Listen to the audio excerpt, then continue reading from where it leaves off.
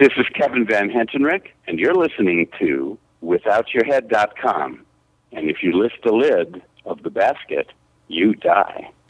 All right, and welcome to the Station of Decapitation. I am Nasty Neil. That would make me terrible, Troy. Yes, and Annabelle is sorry she cannot be here tonight. She has technical difficulties beyond her control. But we are joined by a longtime friend of the show, a man who likes vermouth in his martini, and Grandpa of Texas Chainsaw Massacre, John Dugan. Hello. It's very cool to have you back here. It's cool to be here.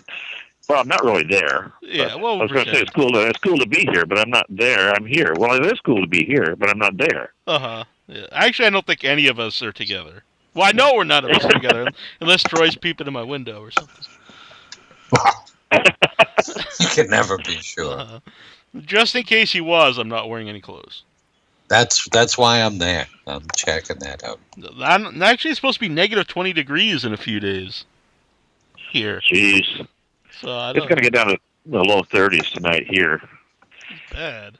I'm sitting out on my porch right now. It's about probably 50 degrees and a nice breeze. Yeah, that's nice weather. We're talking off air. It's been a while since the Jones boys and Mr. Dugan have seen each other. Been too long. Yeah, we have to make that happen somehow. I guess I'll have to come to Massachusetts. Yeah, we'll have a big ass barbecue when you come. That's a good idea. Yeah, with Texas. Yeah, I haven't been to Massachusetts since 1973, I think. Wow, or something like that. Yeah, I think it was 73. That was before I was born. Oh, great! Isn't that great? Troy was a young man. Yeah, I tell you what, it was the summer that Patty Hearst was kidnapped by the Symbionese Liberation Army. Because I was traveling with two women, and I had all this curly hair and a dark mustache, and we got pulled over. They were supposed to be heading for Pennsylvania, and we got pulled over in northern Ohio. And I swear to God, the cops thought we were the Harrises and Patty Hearst. Pulled over for absolutely no reason, because we just kind of fit the So that was fit the description. Whereabouts was that in Massachusetts? Where was I? I was in the Boston area. I stayed with some friends in Medford. Had some friends at Tufts, at the theater school there. Mm-hmm. When I was at the Goodman, and just hung out in Boston for a few days. Drank, essentially. That's what everybody does at Boston. Among other things, drank and some other stuff. I do recall it was the first time I'd heard Monty Python. These friends of mine had an album, a long play vinyl of Monty Python's Flying Circus. Oh, wow. And we got stoned and listened to it and just rolled in hysterical laughter on the floor. Yeah. That's very cool. They just recently had their final tour together. Yeah, they got back together, did a tour, and they claim it's the final time they'll ever reunite.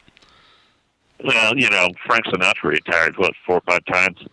It's like the Who, It's like old Blue Eyes is back again,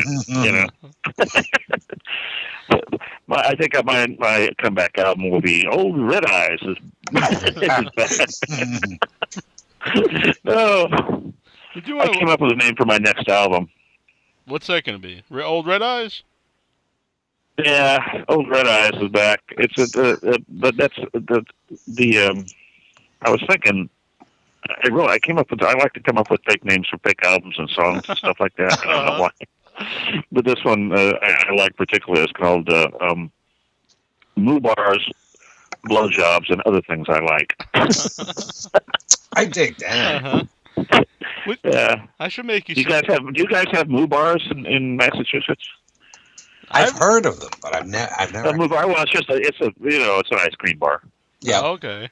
Chocolate covered vanilla ice cream. Yeah. I like the idea though, because I make fake record covers sometimes and just say that I have a new record out. Yeah, I like to make up titles and band names and stuff like that. Yeah. I love making up fake band names. Yeah, we actually have a post on the Without Your Head Facebook group page for fake band names. I believe you. There is? Yeah, I think you've actually added some in the past. Oh, well, I'm usually in such shape when I make up a fake band name. I don't remember. I like fake band names. Yeah, it's good time. One of my favorites is. I have these friends of mine have a band in Chicago. When they first started, they didn't have a name, and they got a gig before they had a name. It was for it was for a woman's health clinic at a street party down the North Loop, Chicago, north of the river. There, it was a woman's health. That was like a woman's health fair thing, and at a street fair. And they had this band, and they didn't have a name yet. And so we were trying to come up with a name real quick. And I said, I got one. It's the Woman's Health Fair, right? Yeah. I said, how about Little Fetus and the Coat Hangers? Instead of Little Feet, it was Little Fetus and the Coat Hangers. Well, she didn't go over very well, but I thought that was pretty good. I think that's a hell of a name. Also, another one, I think another great band. You might have to be like me or Troy's age to understand this one, but based on one of my favorite movies as a kid, a great name for a band would be Hercules Untuned. I think would be kind of neat. Oh, I dig that too. One of my friends, we named his band the Shit Pretzels. We kind of like them. The what? The Shit Pretzels. It just came to us one day. Like it was appropriate. It fit. Do they still play? No, they never did anything. All right. They practiced. We were in Seattle recently. I thought we'd see a bunch of like bands, the like garage bands out there, but we didn't. There was a lot of signs for bands though. It didn't rain one time in Seattle. Really? No. It was raining here when I was on the way to the airport, and I posted on Facebook, and people were like, "What do you expect? You're in Seattle." And I was like, "I didn't even leave Massachusetts yet." But wow! Yeah, I just assumed that it rained every day, and yeah, that's what I thought too. We were there 5 days, and it never rained once. I always thought it was kind of like Ireland in the fall, just kind of drizzled all the time. Yeah. Nope. So my old man was stationed out there in the Pacific Northwest in the Army before he shipped out for the Pacific in World War II. And he lived like in a poke tent city in the mud for like 3 months or so. And he said it was the most miserable time in his life. His feet were never dry. It sucked. Well, it was supposed to be Seattle. That's what the convention was billed at, but it was actually in Bellevue. They do that a lot at the conventions. They'll say Chicago or Atlanta, but it'll really be like Schaumburg or yeah, that Chicago thing. I've done several different gigs in Chicago. I've never been in Chicago. I'm always out by the airport. Mm-hmm. I'd like to be right down fucking town. Yeah, it would be great. I love it. Well, that's the nice thing about that Days of the Dead in Atlanta is it's right downtown. Mm-hmm. So you can just walk down the street to like a restaurant. You're not trapped at the hotel. Like all those Chicago shows are, you're trapped at the hotel paying hotel prices for everything. They really have you. Mm-hmm. Yeah, I always mention that I would think I've never ran a convention and never would because I wouldn't want to deal with that. But I think that's one of the main things I would want is like a place where people can get easy access to go and get something to eat and eating very close to the airport. I think that's good for the people there and for that. Yeah. There's nothing worse when you're at a convention and it's like it's just impossible to walk to anything. It's not very fun. Yeah, and those ones in Chicago are absolutely like that. They're either in Rosemont or Schaumburg or something. I was at the Fangoria show in Rosemont about probably 6 or 7 years ago. And even if you stayed in the hotel, it was $15 a day to park in the fucking hotel parking lot. Even if you stayed there. They just had you. Yeah. Insane.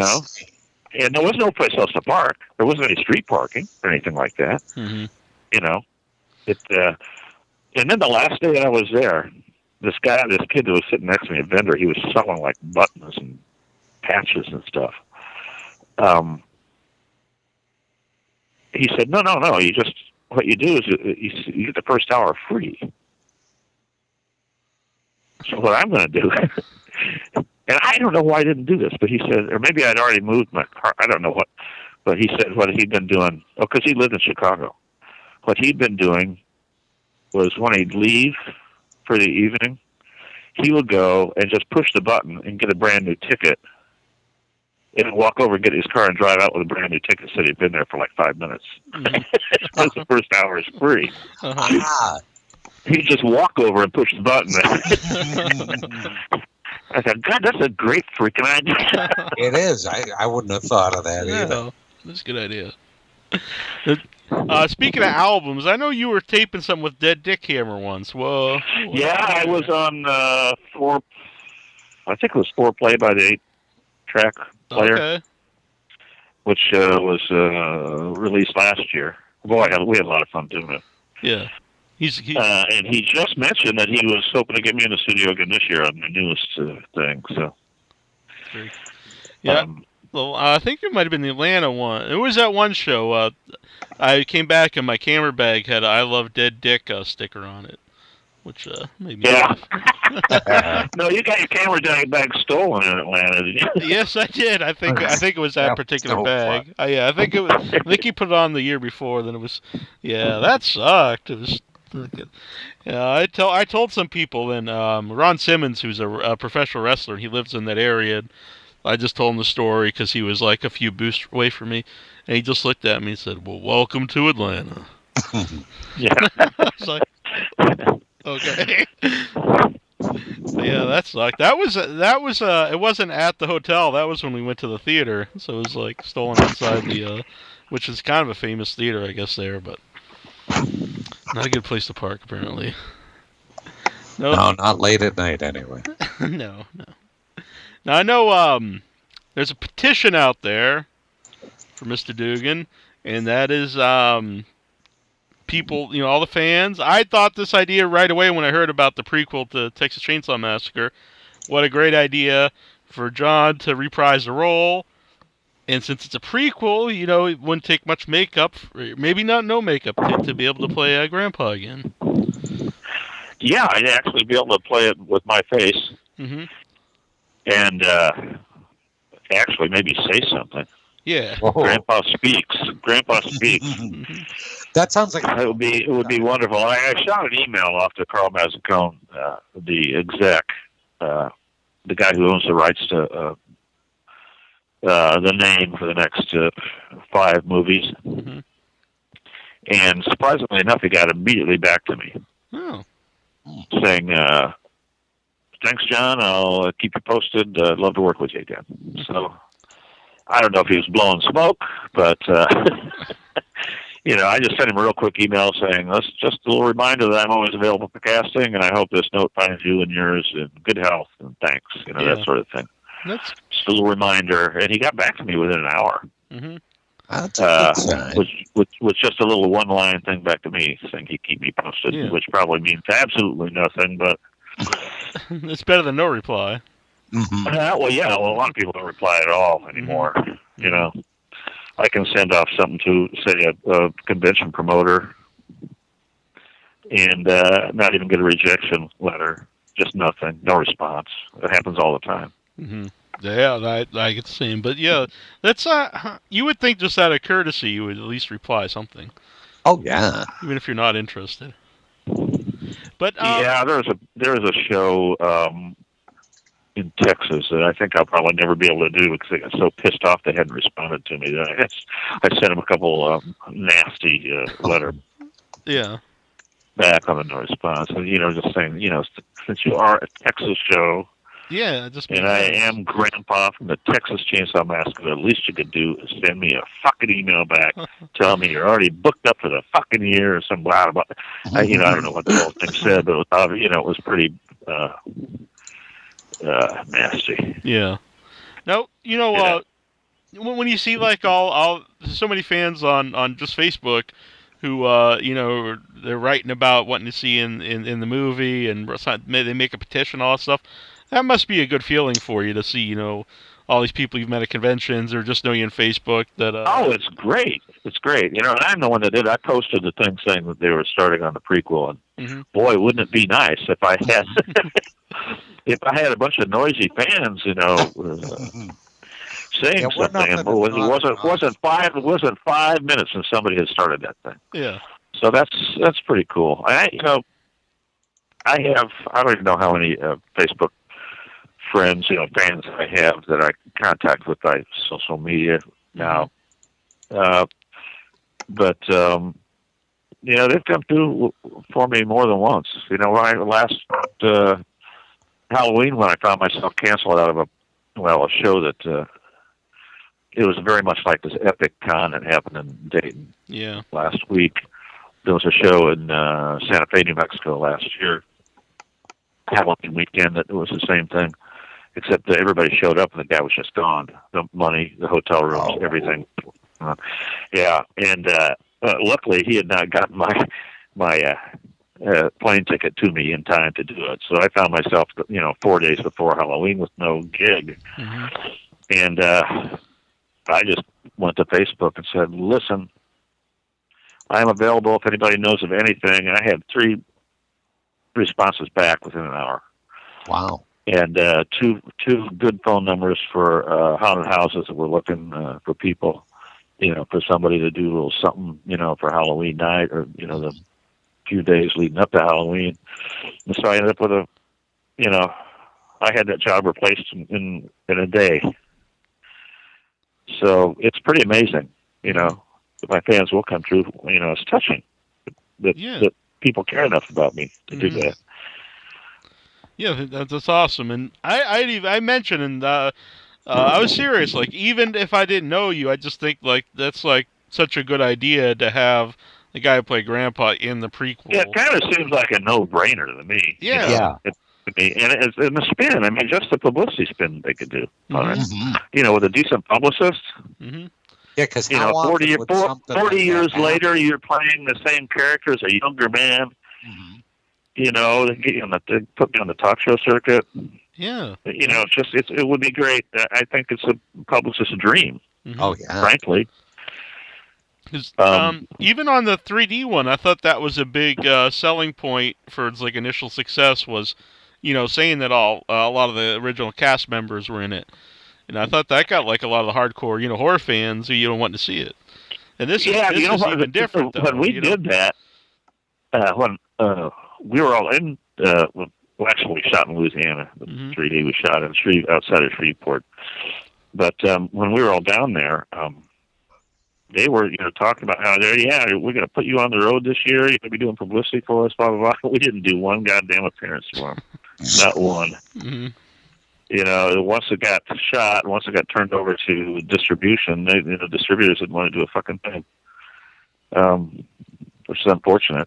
Oh yeah, that's sad. I could have used the regular paycheck, and I think it would have paid off for the film too. Definitely. Particularly with the 40th, Yeah, how could it hurt? Approaching and all that, yeah. So, and it was released on the 40th anniversary of the 40th year since we shot it, not since it was released, but it was released in 2013, and we shot in 73. So, and then this year with the being our 40th anniversary, we did one freaking reunion show all year. Yeah, I thought we'd hit 3 or 4 anyway. I kind of was hoping we'd do a little tour of the country or something. And then these guys who remastered or whatever, restored, did put out this new restored 40th anniversary edition of the film. With 5 discs and all this stuff. Yeah. The first public showing of it was at South by Southwest Festival in Austin, Texas, and they would not.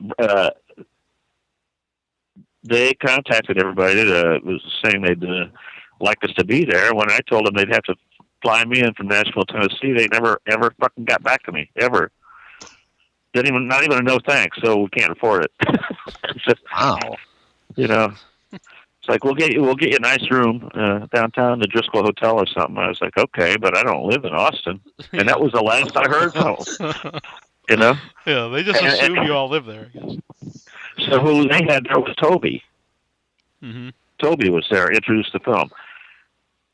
They should have had that. Nobody wants to see fucking. Nobody wants to see the director. They want to see the fucking actors. Yep, exactly. You know, at least I don't want to see the director. I don't want to see Toby. Do you get along with Tobe Hooper? Oh, I don't know. I haven't seen him for almost 40 years. The last time I saw Toby. Mm-hmm. Oh boy. Yeah, I probably should. I've been pretty public about all this anyway, so I might as well just. Last time I saw Toby, he was directing Salem's Lot, TV miniseries. I was living in Los Angeles, and I would see him occasionally when I was out there. He had when I first moved out there, he had an office at Universal, and I used to stop by there occasionally. I'd use him to get on the lot. Say I was going to see he and Kim Hankel to get on the lot just so I could hit producers' offices and stuff like that. And then he was doing Salem's Lot. And my agent, Joel, had the breakdown, the cast breakdown, and he called me and he said, listen, I got the cast lists, the breakdown of characters. He said, there's 2 or 3 here that you're good for, I think.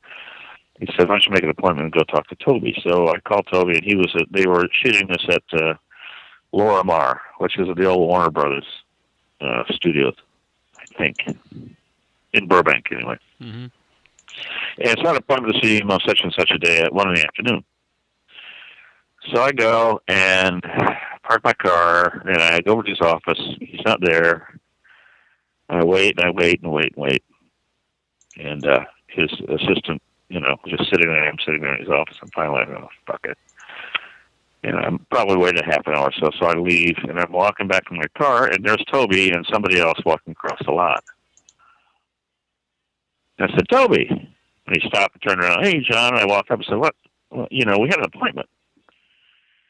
He goes, oh, yeah. Well, let me tell you something, John. He goes, I don't really, there's nothing for you in this film. Best I could do probably is a $50 a day extra, and I figured you would want to do that.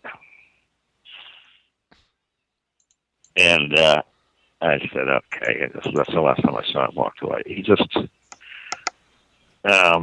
he made his career off that film. We worked very, very hard on it, made little to no money. Mm-hmm. We put our blood, sweat, and fucking tears into it, and he'd like to think he did it all himself. Just forgot about everybody. Once it hit. I know when I talked to Gunner at a show, he told me that that Toby has it in his contract if you book him for a convention that you can't book any of the cast of Texas Chainsaw Massacre unless you. Oh, that wouldn't surprise me. Now he's been booked at several shows that I was booked at, and he just doesn't show up. Mm-hmm. Let's see. One of the things was Toby couldn't make it because he had an ear infection. Doctor says he can't fly. He's always conveniently something that happens. I didn't know it was in his contract, but that wouldn't surprise me. Yeah. But I know, like 8 or 10 years ago, there were a couple times he was supposed to be at a con that we were doing, and he just didn't show. Mm-hmm. So he's scared to death of us. I think he knows. He knows he fucked us over. How could he not know? Mm-hmm. Unless you're in total denial. Mm-hmm. How would you not realize? You'd have to be delusional at that point. Yeah, really, which he very well could be. Who knows? There's been a few brain cells chewed up and spit out of that guy. Did you get along with him at the time when you were making the movie?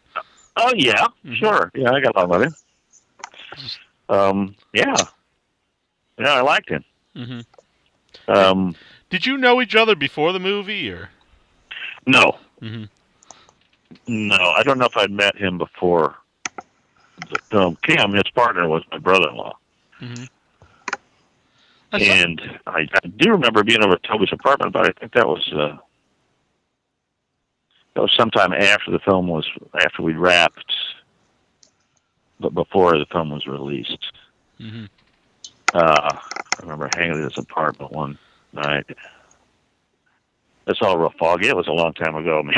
Yeah. Right. I did want to mention something here because I see this a lot, and Maz, who I'm a big fan of Maz, and she likes me, but a lot of people like her. They talk about Grandpa, and they like scenes where you're sucking on Marilyn's finger. And are you surprised by that kind of reaction by female fans that they find Grandpa? Maz, and she's got a friend who's also a Facebook friend of mine who's Australian. She's down in Oz. Maz lives in Texas. Yeah. And they both kind of brought that up one night. Mm-hmm. And yeah, it does surprise me a little bit. I thought they were yanking my chain, but after I talked to them, I think, well, maybe they weren't. But really, I have really the only scene that comes at all, the least bit sexual. Yeah. His grandpa. Yeah, that is true when you think about it. Which is so unusual for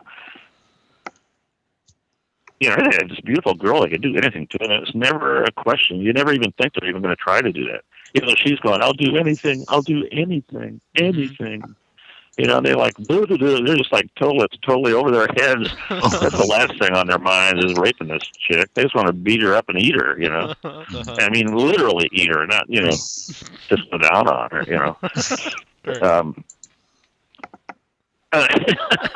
So really the only thing that comes close to anything erotic in the film is the grandpa part. And I have had these conversations online before. I brought it up a late night riff one time about the connection between fear and sexual arousal. How they push the same buttons and release the same endorphins. So there's a fine line between fear and horniness. I think fear and arousal. Yeah. It's Yeah, I've seen those pop up on your Facebook page a few times. Oh yeah, it became like a 2-day discussion last year at some point. Like the summer of 13. It was like the conversation of the summer. You could save some of those riffs, and you can put out a book, the best of John Dugan riffs of Facebook. How could I do that? I mean, they're still on there. I'd have to go really have to scroll back, wouldn't I? Yeah. That'd be pretty badass, so I would enjoy that. Yeah, I think it would be interesting. I used to do it back when I was single and shiftless. I stayed up all night and slept until 1, 2 o'clock in the afternoon. Pretty much my routine was roll out at 1, 2 o'clock in the afternoon, take a shower, maybe have something to eat, check my email, walk down to Walgreens, pick up a 12-pack, walk back to my house,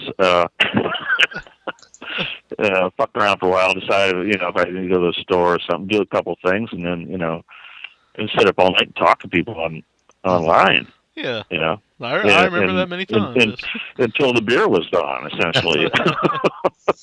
And it was. I did that pretty much 7 days a week for Jesus, quite some time there. But I've settled down. Yeah, very happy for you. And how did you two meet? At a con. Oh, really? She was handling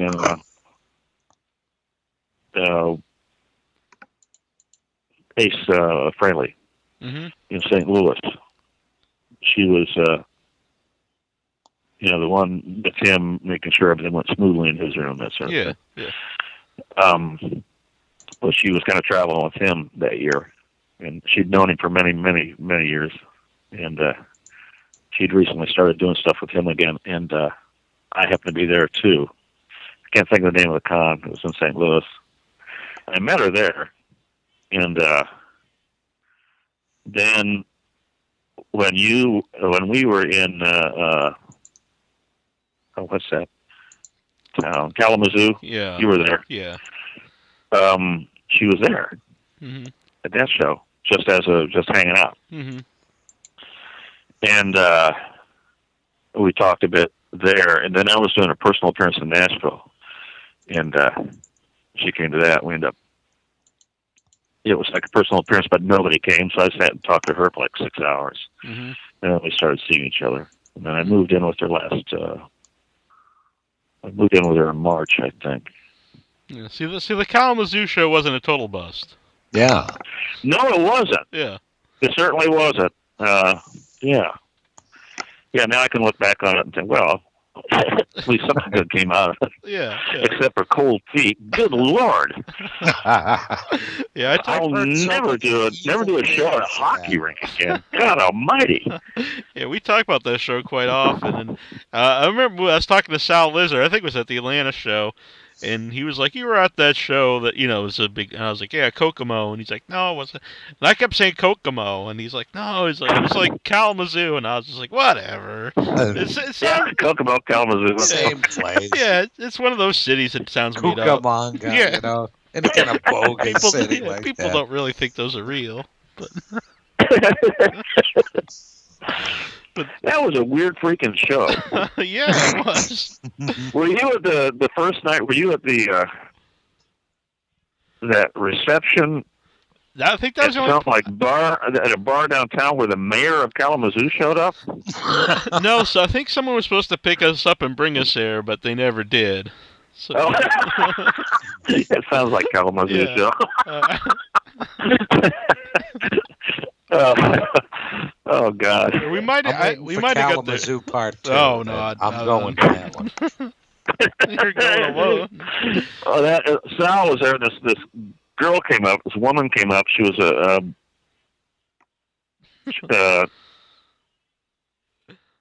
kind of blitzed, rather attractive, 40-ish woman in tight jeans and a cowboy hat and buxom, and she came up and was like, "Oh my God!" threw her arms around Sal Lizard, and was just going on and on how glad she was to meet him. He was just beaming, She was all over him. Turns out she thought he was Gunnar Hostage. No, awesome. We actually have some of that on videotape because she was giving Annabelle a hard time for having a camera. And we don't know why. I mean, I don't know what difference did it make to her. And then she was all over Sal, and so Annabelle put the camera behind my head and was filming it, but secretly. And yeah, I have that on video. I don't think I ever put it up anywhere. So funny.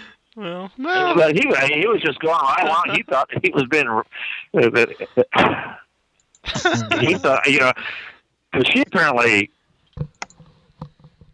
knew she had met Gunnar before, and she was just so trashy. She thought, I don't know what the story was. Of course, Sal was about 2.5 feet shorter than Gunnar. They both have white beards. Yeah, the white beard. That's the only thing. Yeah, that's pretty much it. And he was really you gotta digging find it. the white beard groupies, I'm pretty gray in the beard there. Yeah, geezer chasers, which has something. Oh, no, I just found out about that after my last marriage broke up. That there is such a thing, Really? Because, yeah. Because I was like, what the hell? What the hell would you want to do with me? Oh, you ever heard the term geezer chaser? No. No, I haven't. But are you calling me a geezer? Yeah, it's kind of a double-edged sword there. It's like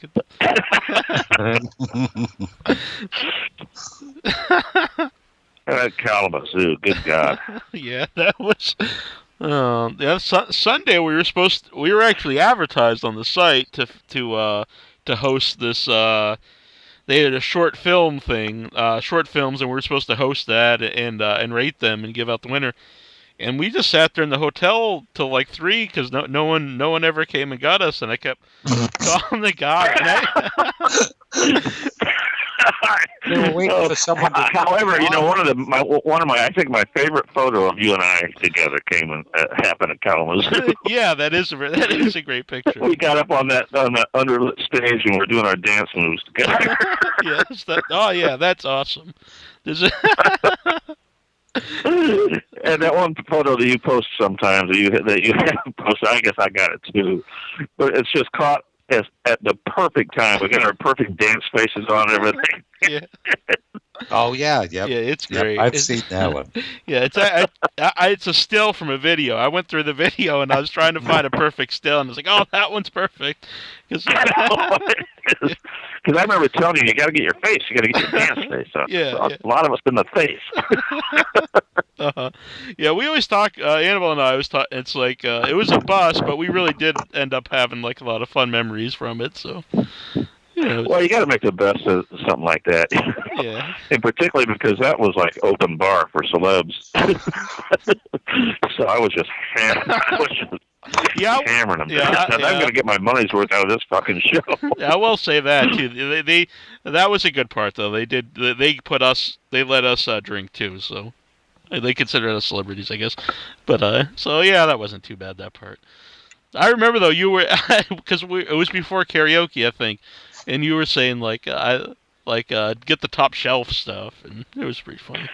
Yeah, one of the most expensive.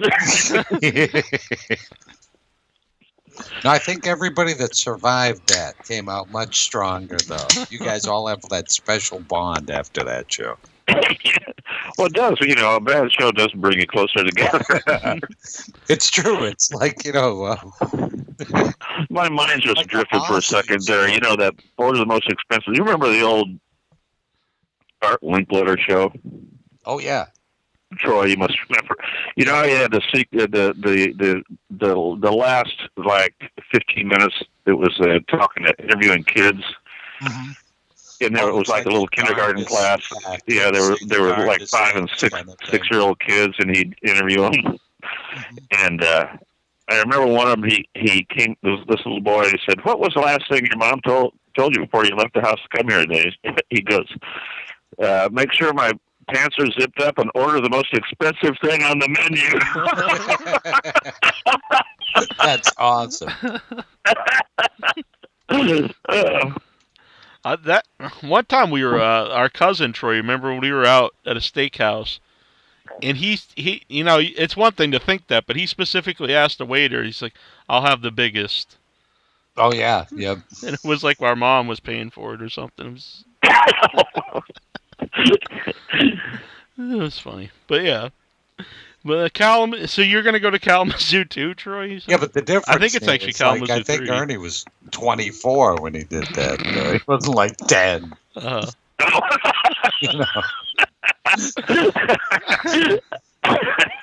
Prick. Yeah.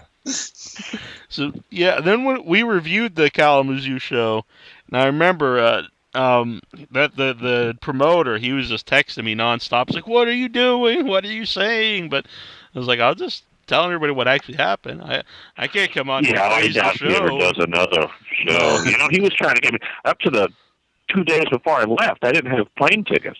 Mm-hmm. And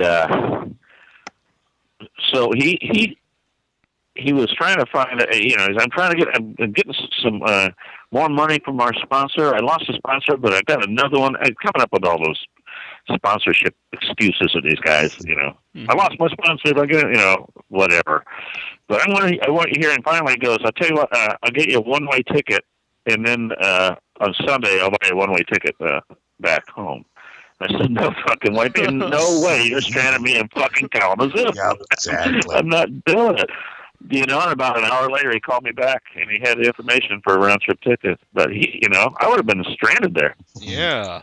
You could be the mayor of Kalamazoo now. Yeah. I am the mayor of Kalamazoo. They'd have a statue of you, the man that brought the written word to Kalamazoo.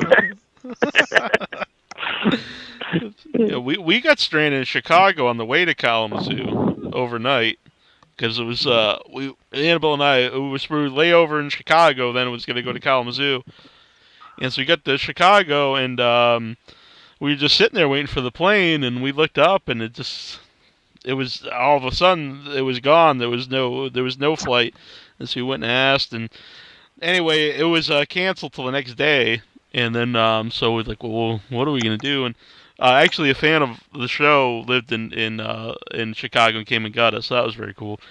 But it was weird. Oh, that's very cool. Yeah. Chi-Town Matt, great guy, and we went and got hot dogs in Chicago. That was fun.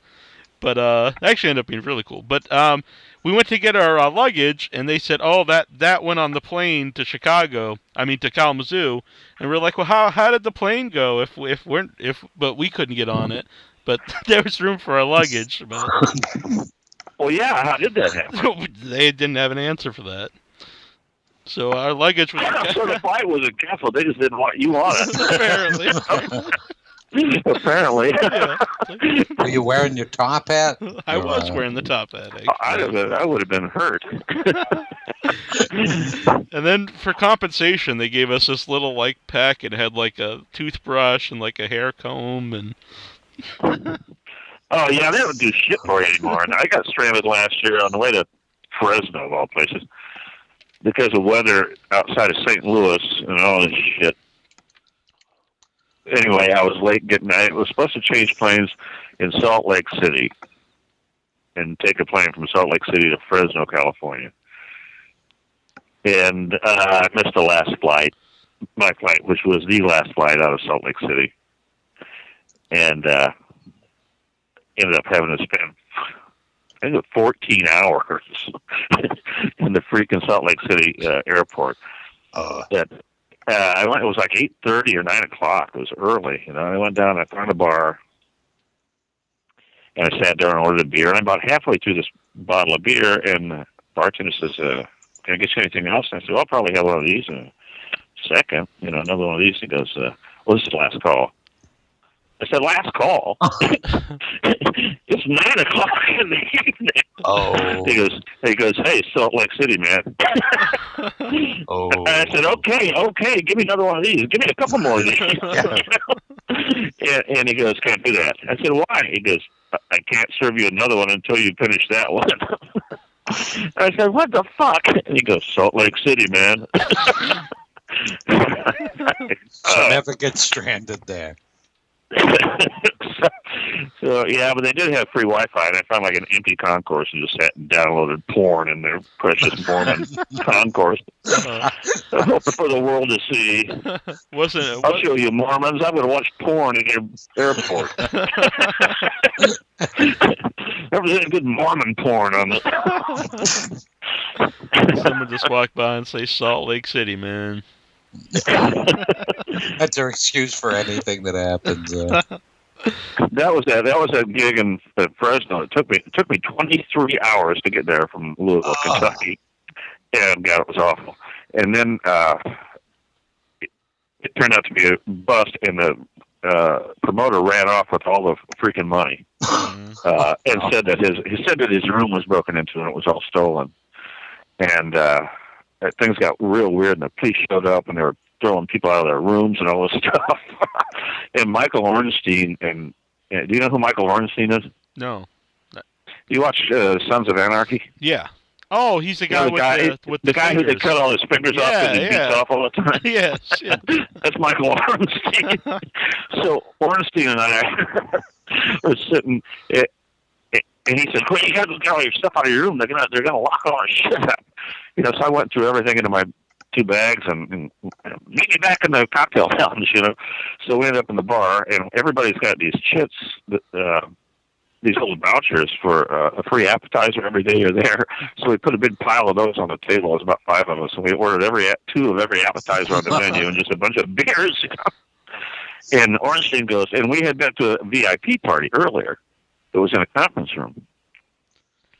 And Ornstein goes, "Hey, all that booze is still locked up in that room back there." I said, "Yeah, ain't that a shame?" He goes, "Let me see what I can do." And he goes out to the front desk, and sweet talks one of the young women behind the desk there. And he comes back in. He goes, "Okay, here's the thing, Dugan. In 5 minutes, you meet me back at that room." I said, "Okay." He takes off. So I wait 5 minutes, and I go meet him, and when that girl shows up, she unlocks the room and lets us in, and she takes off. We go in there, and there's a big there's a big handle of Cuervo Silver 1800, a big handle of Absolute Vodka, a handle of some kind of bourbon, and like a case of beer, and a bunch of ice and cups and all sorts of stuff. And I pick up this tub with all the beer in it. He picks up another bus tub and puts the hard liquor in it, and grabs a bunch of cups and cocktail napkins and everything. And we head down the hallway, and by this time the police have showed up because this guy has run off with the money, and all the guests and everything are out in the lobby of the hotel. And I kind of stop and say, "Shit, what are we going to do?" And he goes, "Just don't say anything to anybody." And so we walked right through the crowd and like parted by like the Red Sea, and we had all this booze on us. That's awesome. Walked right by the cops and everything. One of these cops looked up at me. I said, "Evening, officer." He just nodded at him. He nodded at me. And we walked down, and Ornstein and I were in rooms next to each other. And walked down and dumped all the stuff off in his room, and we opened up our balcony doors, and he started hollering out in the courtyard, "The party's down in 104!" And all these people started heading out of their rooms. Oh, my God. Oh, what a good time. See, the best times. You have the best times at terrible shows. Yeah. Because you have to do something to amuse yourself, I would imagine. Oh, gosh. That'd be $150 worth of booze. I saw on your pager that one of your new movies had its debut last night. It's last night in Indianapolis. Film called All Sinners Night. Mm-hmm. I played just a little cameo role as a homeless man vet sort of character. Mm-hmm. Had a lot of fun doing it. I was there doing pickup shots for another film with this guy that I'd done with this guy, and we had to do a couple of pickup shots for some reason. I think it's because there had been snow on the roofs. Something about weather didn't match or something. Mm-hmm. And they were using this bar as a location. And they were also using the same bar on location as other films. So he was knocking off two birds with one stone sort of thing. So I just did this little bit for him. It was a lot of fun. Cool. And I have not seen it. Mm-hmm. So, do you know? Have you heard any feedback from any people who went to see it last night? Yeah, but she's also in it, I think. But she said, "Oh, you were." She said I was very funny. My part. Mm-hmm. That's all I've heard. Just from one person. Mm-hmm. So, hopefully that was intentional. Oh yeah, I guess it was intentional. You know, I kind of drunk and ramble to the bartender about Vietnam stuff. Mm-hmm. So I guess it was funny. Yeah. Well, I'll check that out. Mm-hmm. Also, you have Boogeyman. I saw that was on your page as well. Yeah, the Boogeyman. It's the same guy that did the Boogeyman. Did this All Sinners Night. Mm-hmm. Now, and then I got a couple of things supposedly coming up this year, but we'll see. I got one day on a faith-based television series for Fox coming up in February. I'm shooting in February. One day. Yes, I saw you post about that a while ago. So that's yeah, a really odd thing. The producer guy contacted me via Facebook. Mm-hmm. Saying he wanted to try, doing some marketing, fan base stuff, and I said, "You do," and he told me what it was about. I said, "Listen, I'm not a Christian, really. I'm not a religious man." I said, "I'm a good guy. I'm a humanist more than anything." But yeah. He goes, "Yeah, I understand, but I said, I'm really not a religious person." And He goes, I understand. I said, no, really, do you have any idea what my fan base is like? I don't think this, I mean, I tried to talk him out of it. You know, do you realize what my fan base, I don't think my fan base is what you're, who you're trying to target. He goes, it's just something I wanted to try. So I said, oh, okay, I'll do it if you do this and this and this.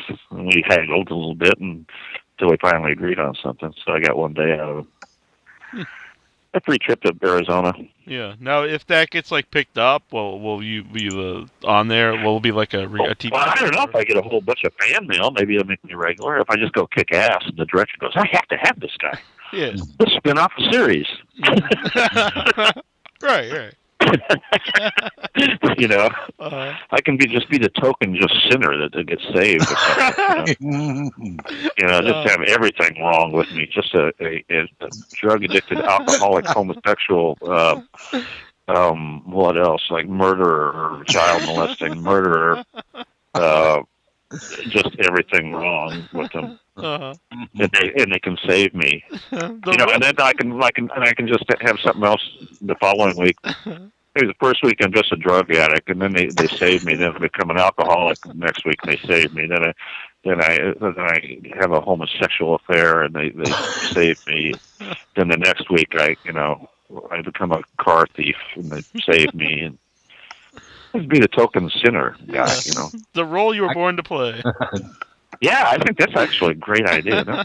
Well, I like that idea. What's John doing again? What's John doing this week? Oh, man, he fell off the wagon again. It's kind of like Timmy, on the well. Sort of thing, what Timmy got himself into. Oh, yeah, exactly. The pastor can be like Lassie, and I can be like Timmy,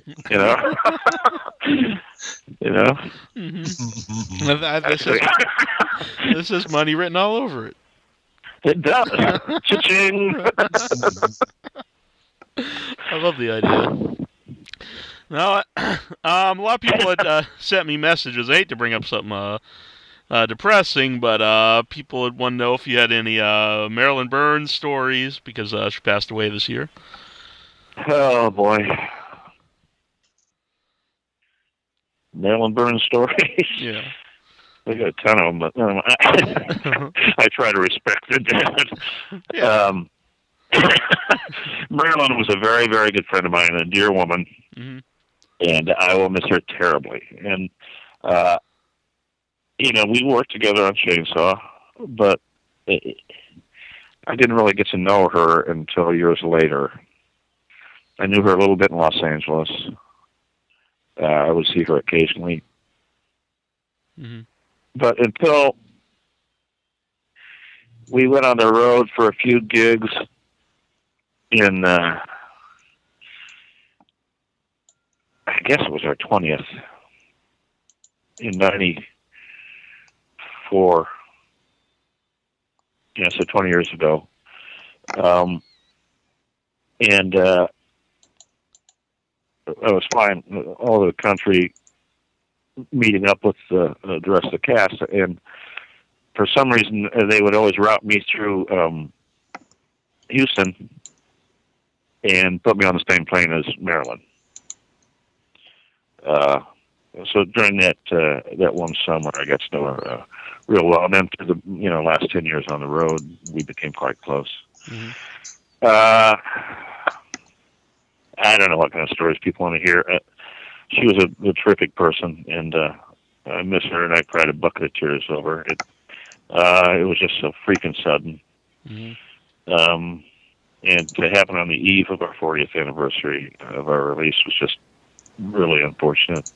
We were all just together again 2 weeks ago in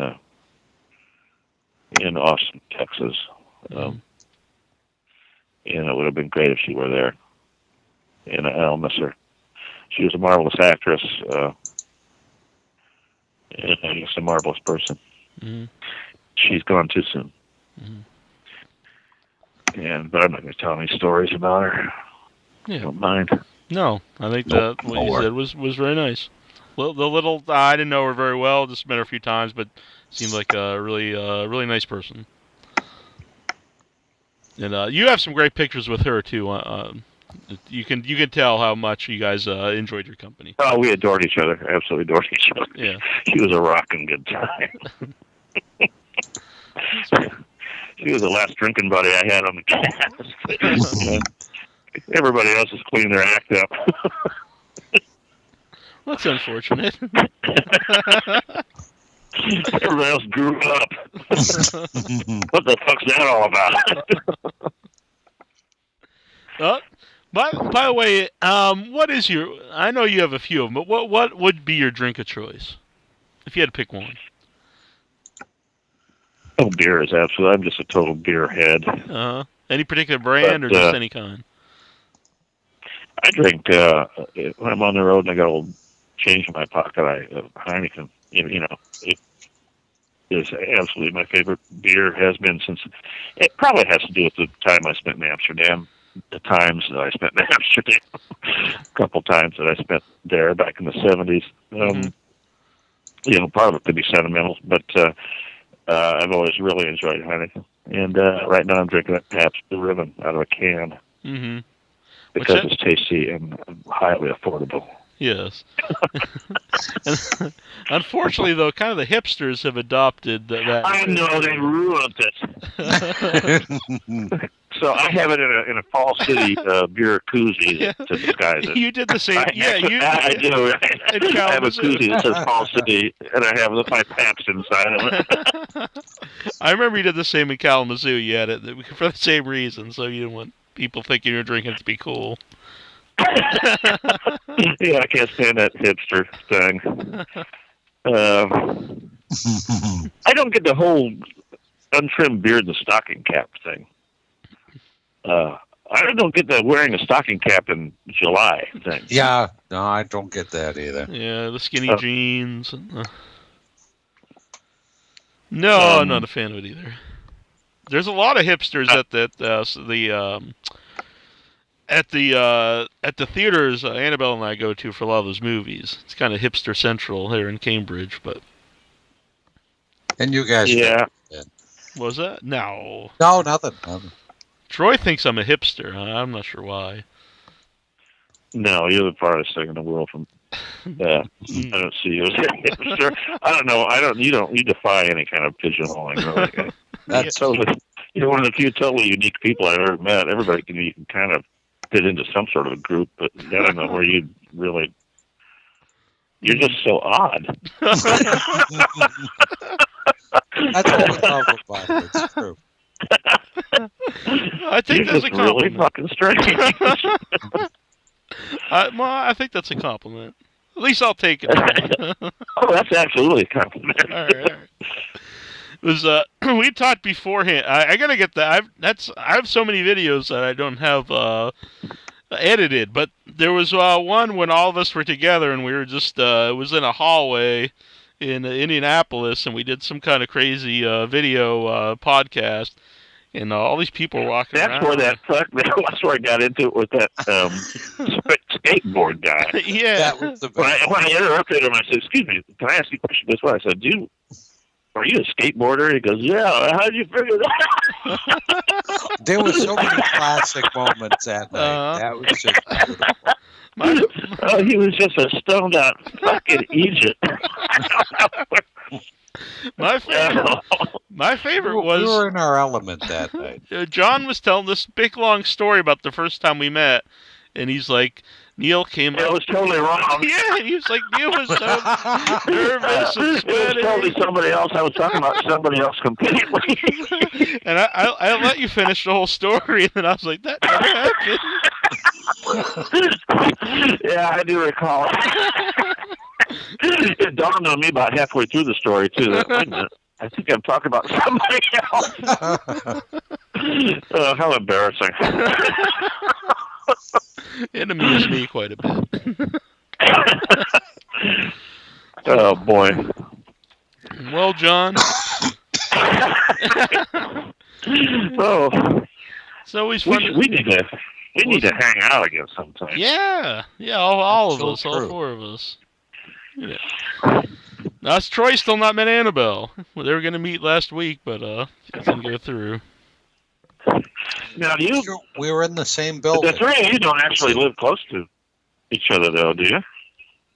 Troy and I I'm live about a fairly half close. an hour away from Neil. Mm-hmm. So yeah, we're not too far away, but yeah. You live out on the Cape, right? Yeah. Or in Martha's Vineyard or some shit. Mm-hmm. Yeah, I know. I live pretty close to Martha's Vineyard, but I've never been to Martha's Vineyard. It's a bunch of Portuguese scallop shuckers. No reason to go out there. Oh God, I love that. Any chance I get to say Portuguese scallop shuckers. Which I just love that. I assume it's not very often.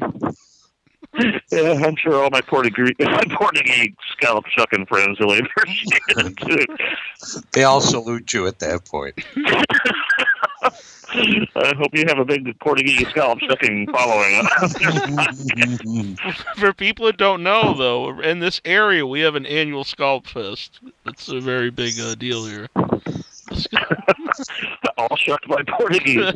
Exactly. I just like the way you guys say it, not Portuguese. Yeah, I've always thought that's just how it's said.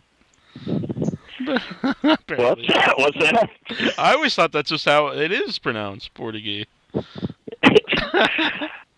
Yeah, I guess it's a Portuguese. Yeah, the language is Portuguese.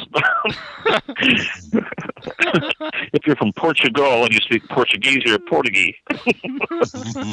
Exactly. And the big Portuguese sausage around here is linguiça, and I always thought that was like everywhere. But anytime I've ever brought it up to anybody not from around here, they have no idea what I'm talking about. Oh, the sausage? Yeah. Yeah. You can get it at Oakland A's Stadium. You can get linguiça sausage. Oh, really? They have the best food of any major league ballpark ever been in Oakland. Mm. Even though it is American League, so it's not really baseball. Mm-hmm. But it instead of having like a hot dog stand, they have a sausage stand, and you can get sausages from around the world. Ooh, see, I'd be all over. Hungarian, Greek, Portuguese, Spanish, Mexican, German, of course. Wow. Artisanal sausages. So it makes up for the fact that it's American League and it's not really baseball. Let's see. We actually have a caller here on the line. He always brings fancy beers to the conventions. We have Stephen Herman on the line. Hey, everybody. How's it going? John, how are you? Is it Herman Stevens or Stephen? It's Stephen Herman. Yes, I drink the fancy lad beer, as Neil likes to call it. What do I call it? I just want to say I've completely enjoyed this interview. John, I've met you at several cons, and I think you're a lovely man, and you're a lovely human being. But I have a question for you. I had a conversation with you. I think it was in Atlanta at Days of the Dead a couple years ago. And we brought up Neil and Troy, as I know that we're both mutual fans of them. And you said to me that Troy was like your Yoda. I'm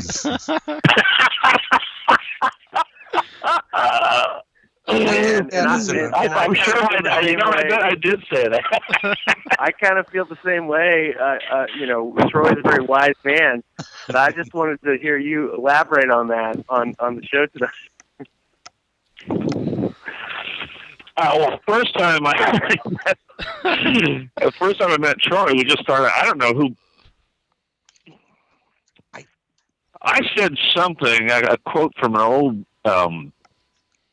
Firesign Theater thing, and Troy picked right up on it. We started riffing just right off the bat. It went through like a whole 15-minute routine. Oh yeah, we were. And people were looking at us like, "What the fuck are they talking about?" These two old hippies, just get them away from us. Yep.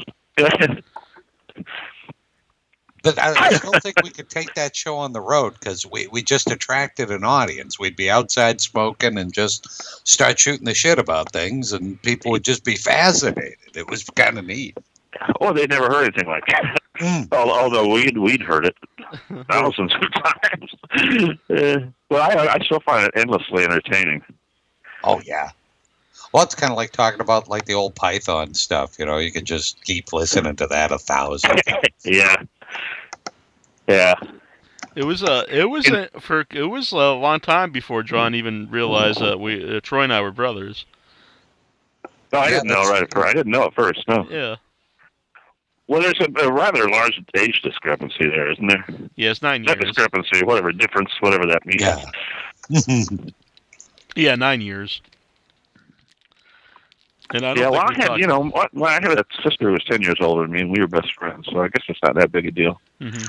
I think it's probably better that way. Then you usually become closer friends, and like if there's a couple years. There was 5 of us, and she and I were 10 years apart. She was the oldest, and I was the next to the youngest. And I was closer to her than anybody else in the family. Mm-hmm. Which is just odd, isn't it? Maybe. But see, when I was in high school, she lived walking distance down the road from us, and she was married and had a couple kids.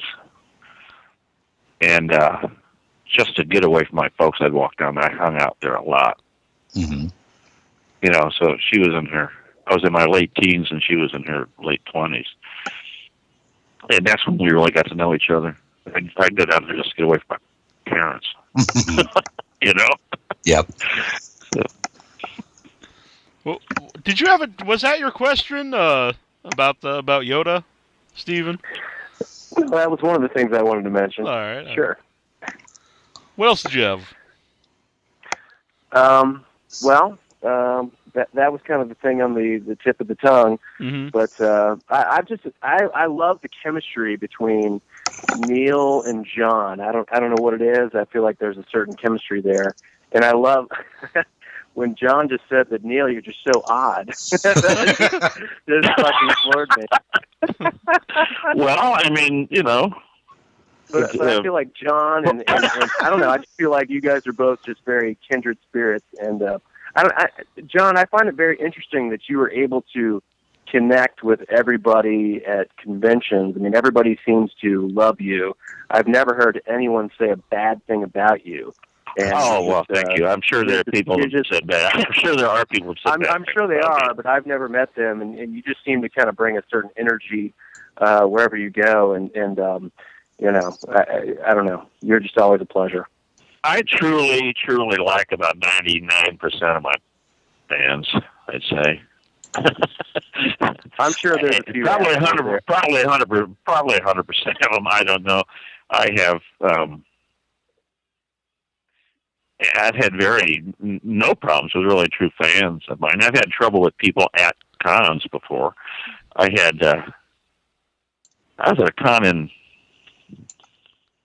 may have been Texas, and standing outside and talking to Fred Vogel from Toe Tag Pictures. It was the weekend I met him, and this is 10 years ago. And there had been a fan at my table for quite a long time that afternoon. A very nice guy. And he talked for quite a while. And he said he left for a while, and he came back to my table, and I said, listen, my brother really wants to meet you, but he's not going to be here before this room closes.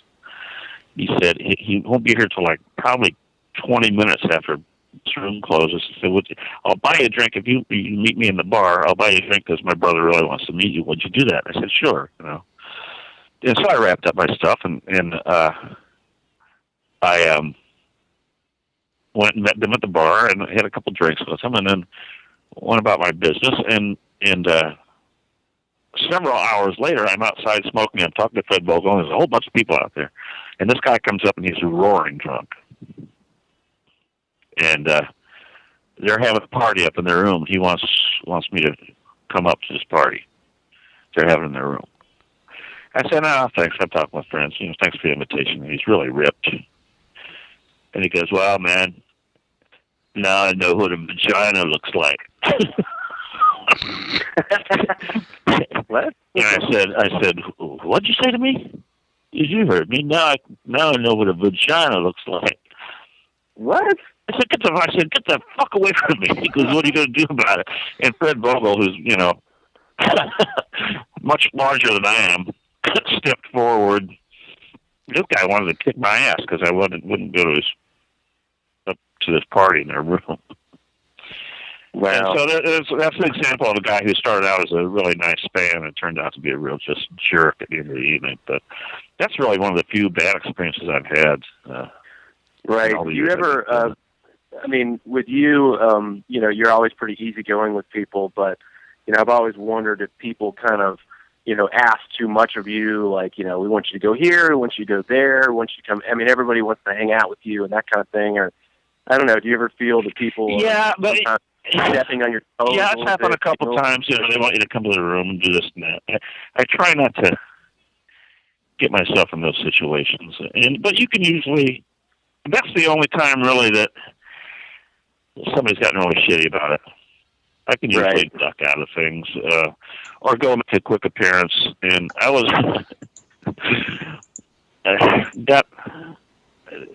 in New Jersey it was either Chiller or Monster Mania. But Larry Thomas, the soup Nazi, and we started out the evening drinking gin in the bar, and then I guess it was Chiller. Is that the one that's run by Kevin? What's his name? I'm not sure who runs Chiller. One of them's Dave Hagen, the other one's Kevin What's His Fuck. Anyway, we had to go up and do this thing you have to do. You have to kiss Kevin's ring. I haven't done that show since then because, anyway, so Larry and I had done that, and then we ended up getting invited to a party in a hotel room. And we set up this party, and they had taken and put about 20 cases of beer in the bathtub and dumped about 300 pounds of ice on it. And there's like 200 people packed into this room. And just, it made me nervous. I don't know. It wasn't really my kind of thing. And there were a lot of young women there that the whole scene made me kind of nervous. But they wouldn't let you leave, You try to leave, and grab a hold of you, drag you back in, shove another beer in your hand. And so I stood close to the door, and every time the door opened, somebody come in, I'd step back like a step backwards, slowly, and eventually I just walked backwards right out the fucking door. Great. Got through the door jam, turned, and walked to the elevator. No, I was just saying. So I would imagine there'd be a little bit of tact that would be necessary to kind of diffuse certain situations. Yeah. You get that where people won't let you go, and particularly when there's a lot of alcohol involved. People aren't using their, they're not making a lot of sense. They're not thinking. Yeah. I just want to say, along the line Stephen was saying, and I tell everybody who ever asks about, who to book his shows or whatever, and not just because friends with John, but he definitely adds an atmosphere to any show he's at, and it's a lot of fun to have him at a convention. And when he's not at those, you miss him. Yep, it's never the same. You're just one of the first people you always look for when you get there, and then you just have an instant smile when you see him. Always good time. Oh, geez. Come on, you guys. Oh, my goodness. I can be an asshole. I can be a real asshole. Well, you did beat me up once. Yeah. Or hit me once. Ask Stacy. What? I beat who up? What? Well, you slapped me once, but it was. Oh, that doesn't hurt. I like to play it up, like, yeah, you just beat the hell out of me. I do get kind of sometimes get a little, punchy, slappy, punch in the arm kind of guy when I've had a couple. Yeah. So John, I know you do a lot of cons. What's your favorite one that you do on a regular basis, or I don't do any really on a regular basis anymore. But I've always felt that I do a lot of Days of the Dead And I really enjoyed doing those because they're kind of family. They start out in Indianapolis, and I'm from Indiana originally. And I know a lot of the people involved there, so it's almost like family to me to do those shows. I think one of the best organized and run shows in the country is probably Cinema Wasteland in Cleveland. I've done that show like 3 times, and I'd like to do it this year. I haven't done it in several years, but that's a terrific show. It's always well organized. It's a moneymaker. Yeah, I think the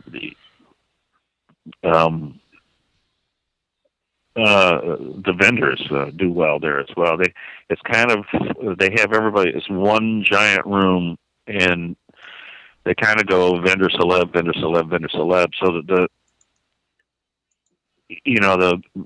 vendors are getting fallout from celebrity lines and this sort of thing.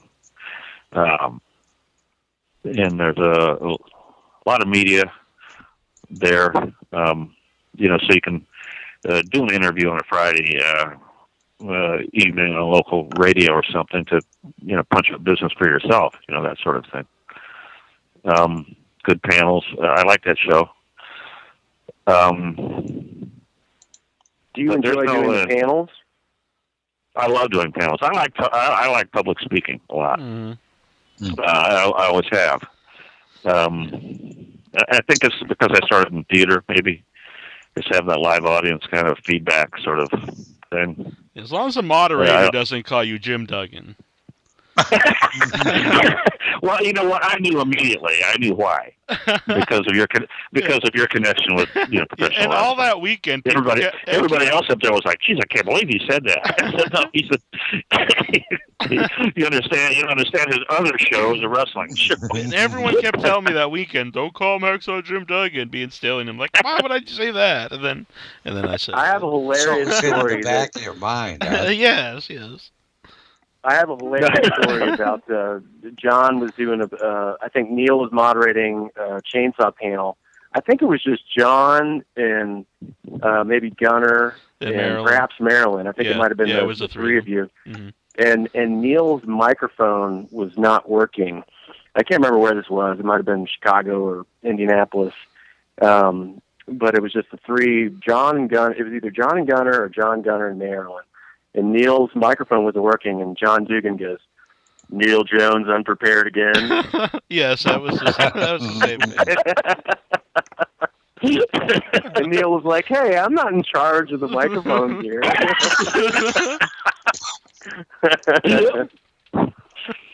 But I really was.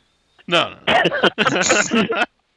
It was that was a very fun panel. That was it was Gunner, John, and Marilyn. I think that was Atlanta. I wasn't there for that one. Yeah. It was the first days I did. It wasn't the first days in Atlanta, but yeah, I'm pretty sure it was in Atlanta. But anyway, thank you for calling in, Stephen, and I'm glad you're enjoying the interview. Stephen, absolutely, I'll continue to listen. And John, it's great to hear you guys, and always good to talk to you guys. Thank you. Thanks for calling in, Stephen. Or is it Herman? Take care, guys. All right. Okay, Hermie. Okay, Jaime, Herm.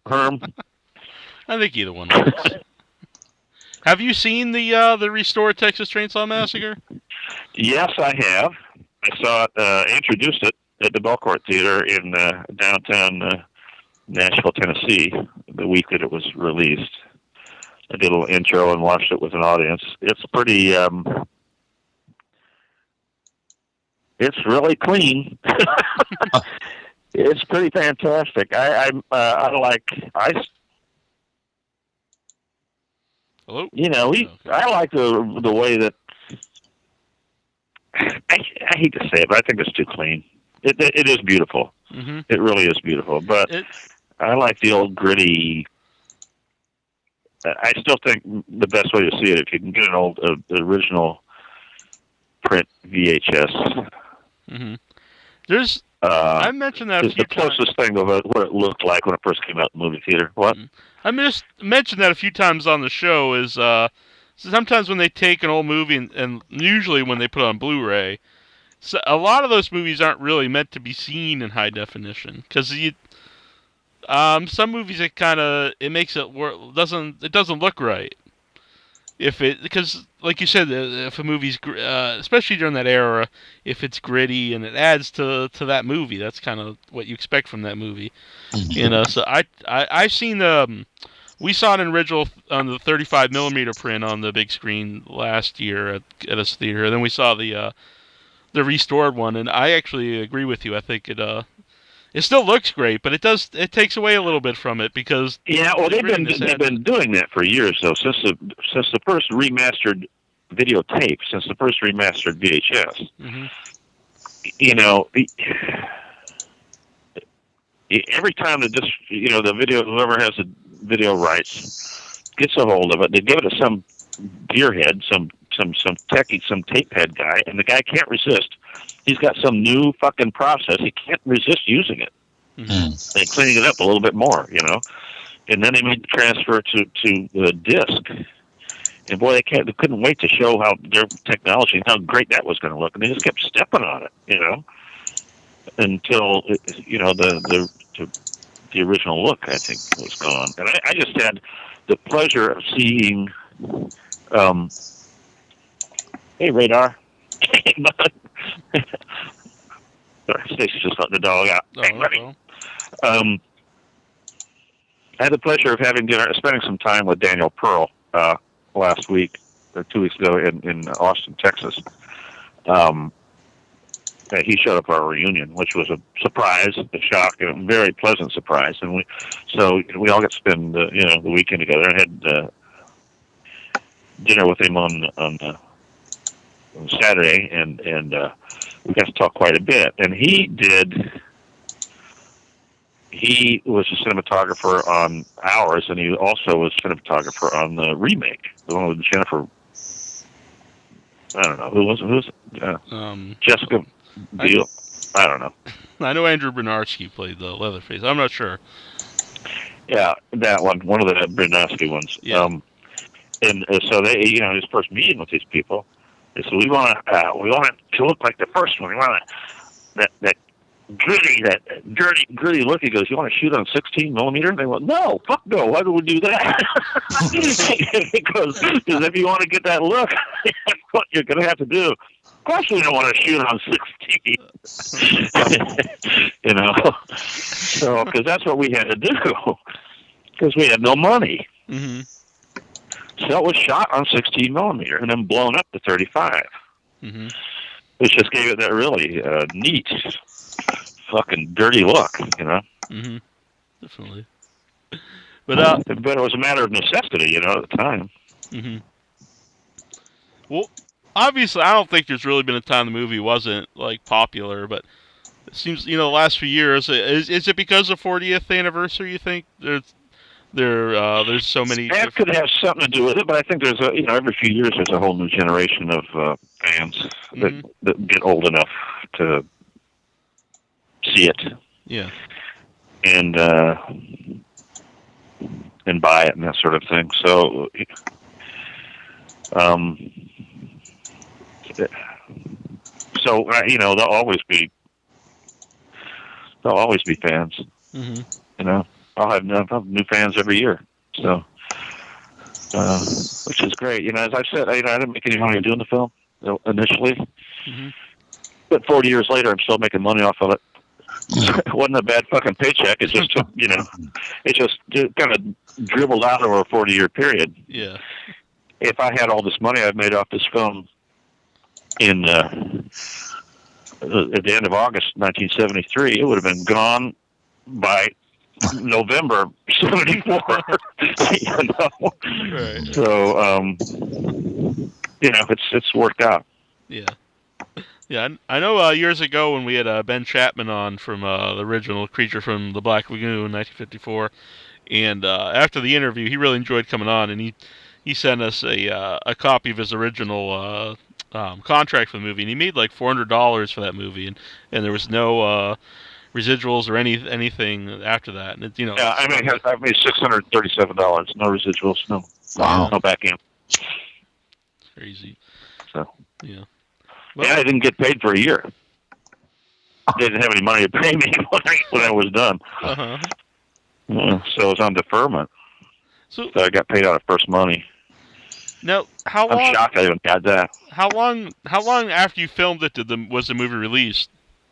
About a year. We wrapped in August of '73, and it was released first week in October '74. Mm-hmm. So you were like getting paid about the same time it was actually coming out? Right. I got paid shortly after it was released. Yeah.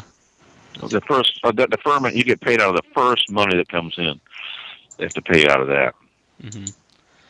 Now, you said you didn't make any residuals and everything, but when did you realize, like, we should have made a lot more for this movie? Was it when it was still at the theaters, or when it got released on VHS, or every time something would come out? I'd say, a couple years into that first run, probably. Mm-hmm. I thought, well, I should have, because I was offered points, mm-hmm. or a fraction of a point, probably. I was told there were available percentage deals, or I could go on deferment because they couldn't pay me. It was like, good news is you're done. Great job. Bad news is we can't pay you. Now here are your options. Yeah.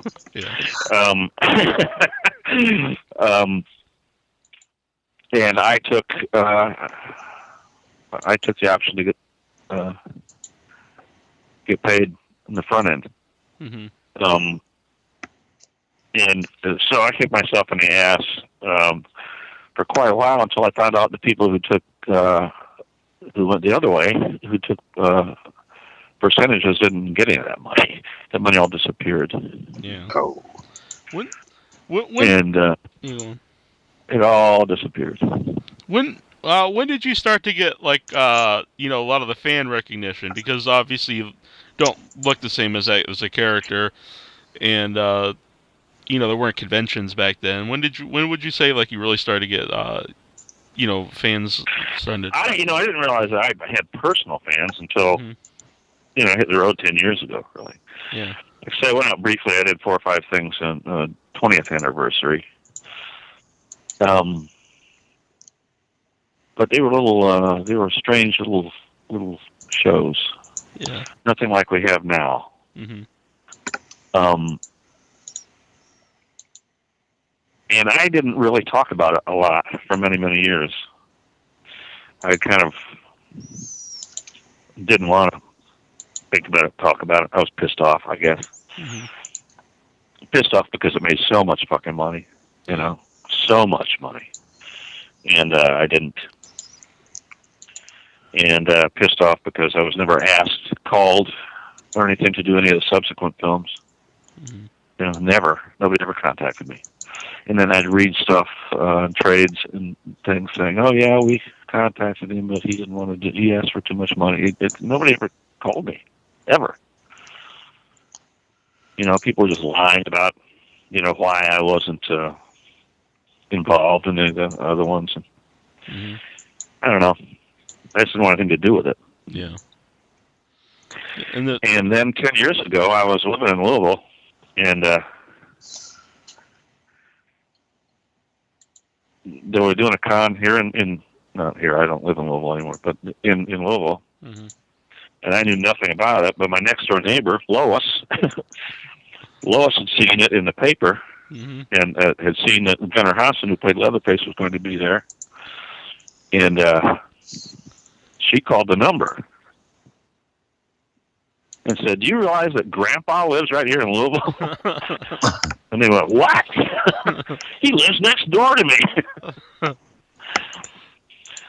So she didn't give my number out, but the guy said, "Here's my number. Have him call me immediately." Mm-hmm. So that's how I got involved. Yeah. And that was the first Fright Night Film Fest. Okay. Which has turned into a big ass show, mm-hmm. which I don't do anymore because I no longer have a business relationship with those people. But what happened there? The con politics. Yeah. Mm-hmm.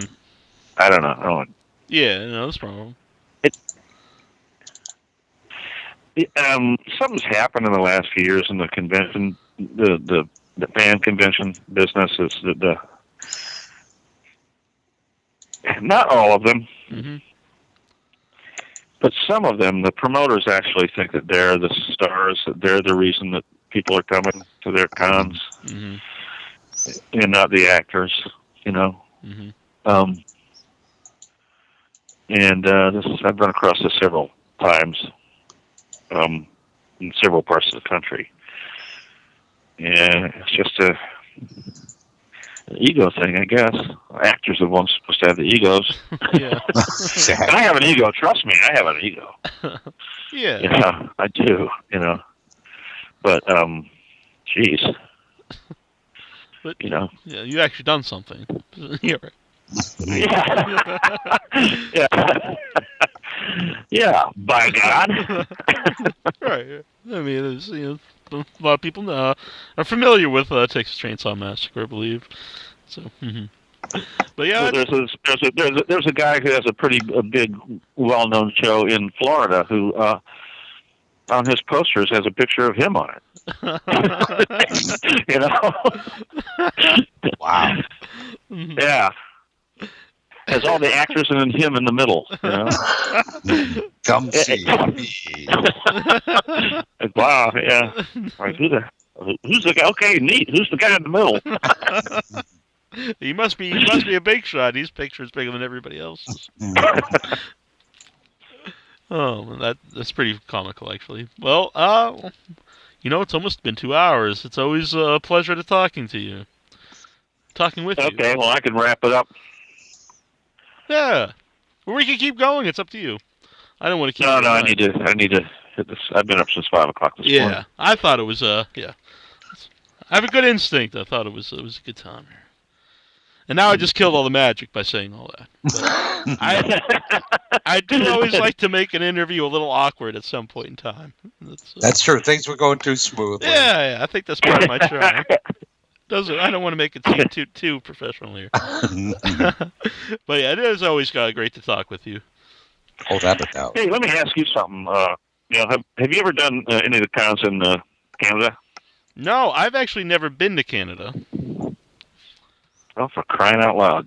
Do you have a passport? Do you ever leave the country? I don't have a passport. No. Well, you better get one. Just get one.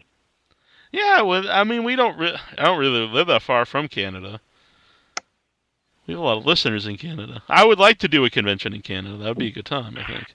They're starting to do some pretty big things up there. I'd like to. There's one in April. I can't think of it. It's like Shock Stock or something like that. Yeah, they did. I think they've been around a couple years. Yeah, in London, Ontario. They just started booking it this week. I'd love to get in there. I'm trying to get into that. Yeah, I remember because last year they had, I think Joel Reed was there, who we had on the show. He's actually a really nice guy, and he was at that convention. Oh, yeah, I remember that. That was like last year, wasn't it? Yeah, so it's good that they're doing a second one, so the first one must, did fairly well. I think just recently. You got to get, go get your passport. Get a passport, just in case something comes up and you have to. Well, in case something comes up, you have to get the hell out of the country. It's kind of good to have. Yeah. I keep mine in my back pocket at all times. They find the bodies in the backyard. Yeah. You never know. Sometimes you just got to get the hell out of Dodge. Yeah, I'll take that advice. Annabelle's actually been telling me I should get one too. You always want to keep that big ass, the availability of that big cash advance on one of those cards you're never going to use. Cash it all in, goes directly to the airport, and get the hell out of Dodge. Go to Canada, I guess. All right. Well, I will look into Canadian conventions. Yeah. Yeah, maybe we can all we'll get together in Canada. Yeah. They're about like us, except they have different money, I think. Yeah, used to be always the joke that Canadian stuff, but I think it's about on par now with American money. I have no idea, but they call their daughters. What was I thinking? They call their dollars loonies, which I think is cool. Yeah. I think that's so fucking cool. Because it's got a picture of a loon, a bird on it. I just like the idea of calling a dollar a loony. And they have the best looking strippers since, gosh, I don't know. They're really good looking strippers in Canada. Well, they got a lot. At least the last time I was there. By the way, Stephen, very nice guy. He's saying, I hope I didn't offend you by bringing up that you were unprepared. Of course not. I thought that was a very funny story. Stephen, what, Herman? Yes. Herman Stephen? Yes, Stephen. Not at all. Good time. Yeah, he seemed like a super nice guy. Yeah, he's great. Wicked guy. You would know him if you've seen him. Oh, I'm sure I would. I know so many people. Mm-hmm. That the name thing, I can't remember everybody's name. I can't I'm remember. bad with names too. Just like a handful of people's names. So, I'm going to hit the sack, man. Yeah, we want to tell everybody though out there, you have to sign the petition or email. Is it Lionsgate to tell me you'd like to see? Yeah, so that one of those petitions. Actually, the guy that set that petition up said that every time somebody signs it, Lionsgate gets a notice in their email or something like that. Oh, nice. Well, which means we must be irritating the shit out. That's a good thing. So, make them uncomfortable, then something might happen. But I looked at the thing, and it said that there was like 200 signatures, but it said it needed 3,000 signatures or something. I don't know. Yeah, I noticed that too. I don't know how those things work. So it was weird. Actually, when I signed it originally, it was under 100, and then I think it said it needed like 300 signatures, and then I noticed today it was like 200 signatures, and it needs 3,000. But I don't know if how many signatures. You get to 3,000, then it'll be 10,000. Yeah, I don't know exactly how it works. But dirty bastards! It's like catch-22, isn't it? Like you need 15 missions until you get to 14, then they up it to 18 missions. Yeah. Until you get to 17, then they end up to 22 missions. All right, we will talk to you soon, Mr. Duggan. John, great talking. Okay, Jones Brothers, always nice talking to you guys. And say hi to Annabelle. I'm sorry about her technical difficulties. Yes. I hate when that happens. Yeah. Yeah, she was really looking forward to it. She was looking forward to talking to you. Was it a technical difficulty or a technical difficulty? Is there such thing as technical? I don't know. Maybe it depends what part of the country you're from. All right. Well, there's a technique. Mm-hmm. That's true. It's totally different than technical. Mm-hmm. I never thought of this before. Oh, with a Q. Mm-hmm. Yeah. Well, maybe we'll have to get a Portuguese on this. Maybe yeah, that's your friendly Portuguese. Friendly neighborhood Portuguese. What's a friendly neighborhood? We can't let more than one in our neighborhood. It's a friendly neighborhood Portuguese. It's Pele. Neighborhood Portuguese. Pele, do a bicycle kick. Okay, I'll see you guys later. See you, John. Night, John. Bye-bye. Bye. Hi, everybody. This is John Amplis, George Romero actor. You may know who I am. Martin and Creepshow and Dawn of the Dead and Day of the Dead and probably something else, Night Riders. Yep, that's me. And you are listening to